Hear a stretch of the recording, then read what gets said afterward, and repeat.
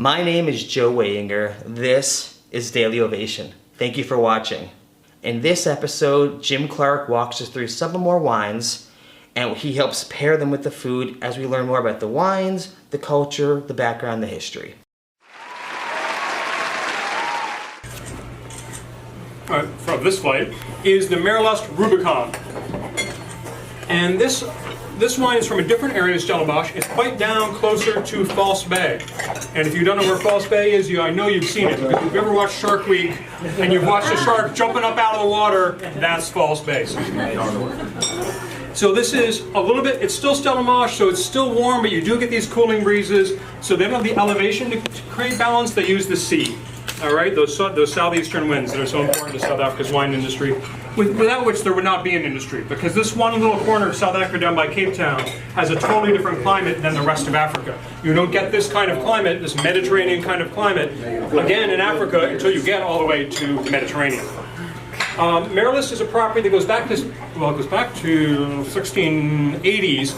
Under the current ownership, the current family, it goes back to 1756. They're in their 8th generation. So they've been a highly regarded family for quite a long time for their wine production. And in 1980, they decided to really throw down the gauntlet with a red blend. And that's this wine. It was about 70% Cabernet Sauvignon, and then the rest Cabernet Franc and Merlot.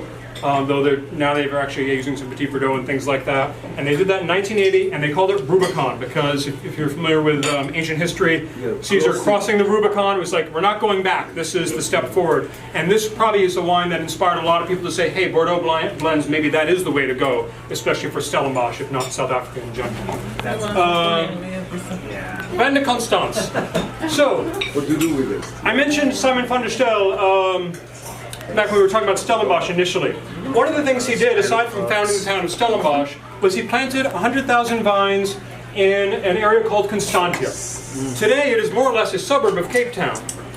But the vineyards there, eventually in the early first half of the 1700s, became famous for making a sweet wine. And when I say famous, through the mid-19th century, through the early 1800s, it outsold French wines in France. It was more popular than Tokay, than Sauternes, things like that. For sweet wines, it was the king.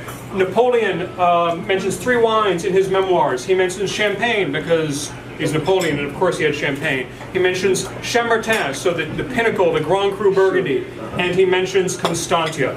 And we actually know that in the last 6 years of his life, when he was in exile in Santa Elena, he had a standing order for 6 large casks. So he believed in it. Frederick the Great drank it.